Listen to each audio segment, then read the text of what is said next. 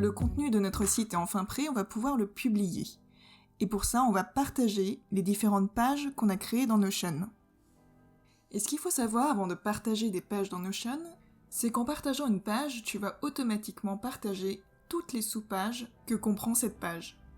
Par exemple, ici, je vais partager ma page Tags, je clique sur le bouton Partager, et là, j'ai soit l'option d'inviter des personnes individuellement, soit de partager ma page sur le web, et c'est ce que je vais faire puisqu'il s'agit ici d'un site web.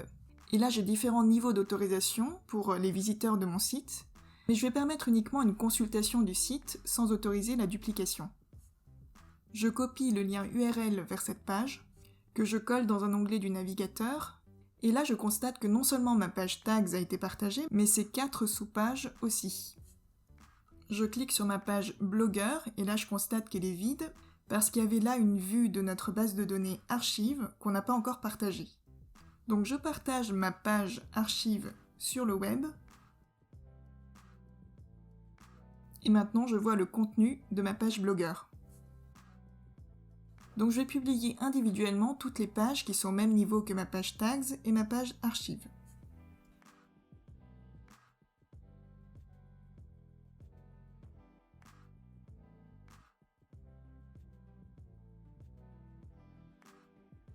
Ok, maintenant voyons ma page blog par exemple, telle qu'elle s'affiche pour un visiteur lambda qui vient sur mon site.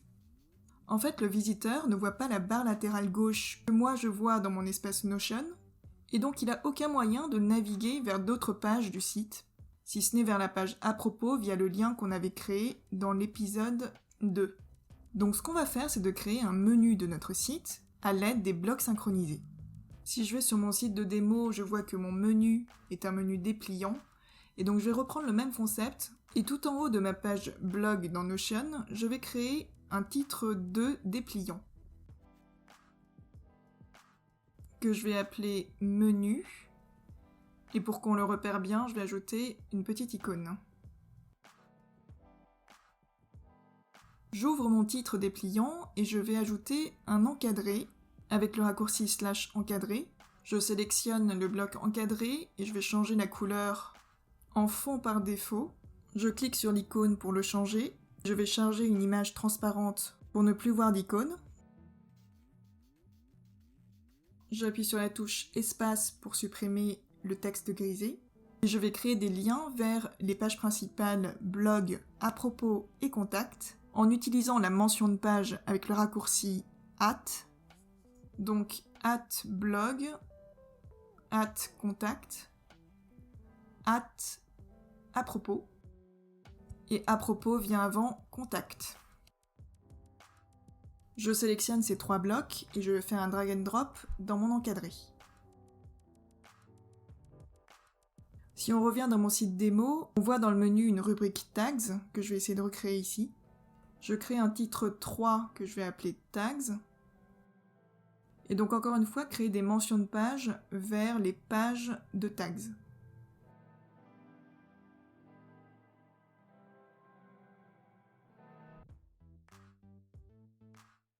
Alors j'aimerais bien mettre l'encadré du dessus et tags sur 2 colonnes, mais je ne peux pas créer 2 colonnes dans un menu dépliant.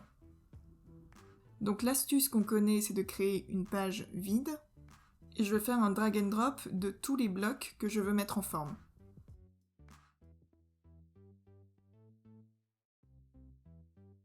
J'aimerais bien mettre en forme le bloc tags dans un encadré, donc je vais dupliquer mon premier encadré avec le raccourci CTRL-D, effacer mon contenu et faire un drag and drop des blocs de tags. Je mets mes 2 encadrés sur 2 colonnes.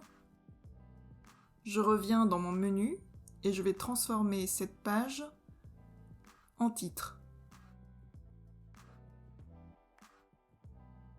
Puis supprimer le bloc de titre. Et mon bloc de menu, je vais lui donner une couleur bleue. Je rafraîchis la page blog telle qu'elle est publiée sur un autre onglet. Et là, j'ai mon menu et je peux naviguer vers d'autres pages.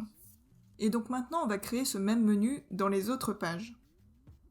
Alors, je pourrais faire des copier-coller de ce menu dans chaque page, mais ma problématique, c'est que dès que je vais essayer de modifier ce menu, il faudra que je le modifie dans toutes les pages où ce menu est présent, ce qui est assez chronophage et où il y a beaucoup de risques d'erreur. Heureusement, dans Notion, on a les blocs synchronisés, et donc ce que je vais faire, c'est transformer ce bloc de menu en bloc synchronisé. Et ce bloc synchronisé, je vais le copier et le coller dans toutes les pages où c'est nécessaire. Et quand je le colle, je vois que c'est un bloc synchronisé parce que je vois cet encadré rouge. Donc je colle ce bloc également dans ma page Contact et dans chaque page de tag.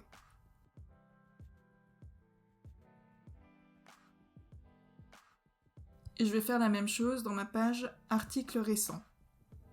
Donc dans n'importe quel bloc synchronisé, je vois toutes les pages où se trouvent ces blocs synchronisés. Je vois le bloc que je suis en train de modifier dans cette page. Et je vois où se trouve le bloc original qui ici se trouve dans ma page blog.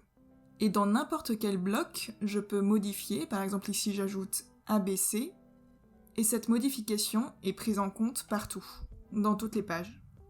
Après le menu, on va créer aussi un bas de page. Donc si je reviens sur mon site de démo, je vois des liens vers les réseaux sociaux et je vois un copyright et le nom du site. Donc je vais créer un bloc en bas de ma page blog sur une colonne et cette fois-ci, je vais créer directement un bloc synchronisé. À l'intérieur, je vais créer d'abord un séparateur. Et puis pour créer mes liens vers les réseaux sociaux, j'aurai besoin de colonnes. Or, je ne peux pas créer de colonnes dans un bloc synchronisé. Donc je vais créer une page vide dans le bloc.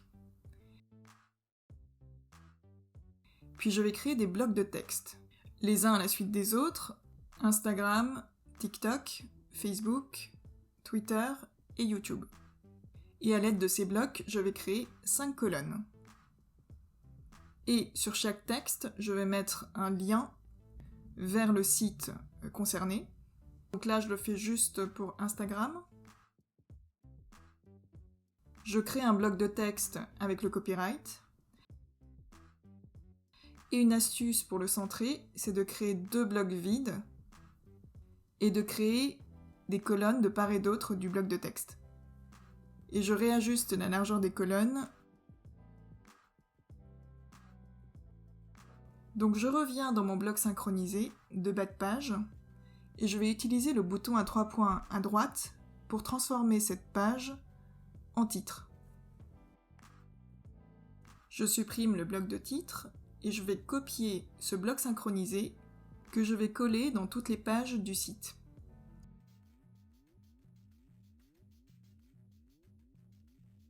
Par défaut, dans chaque page Notion, on a une indication des liens entrants, c'est-à-dire des pages qui sont en lien avec la page où on est. Et donc, ce qu'on va faire, c'est qu'on va cacher cette indication en allant sur le bouton à 3 points en haut à droite, cliquer sur Personnaliser la page, et les liens entrants, on va les désactiver. Et on va aussi masquer les commentaires dans la page et désactiver les discussions en haut de page. Voilà, on a un site opérationnel sur Notion qui est publié sur le web. Si vous voulez approfondir votre compréhension de certaines fonctionnalités de Notion mentionnées dans cette vidéo, n'hésitez pas à aller voir la playlist Notion Expresso de cette chaîne. À bientôt!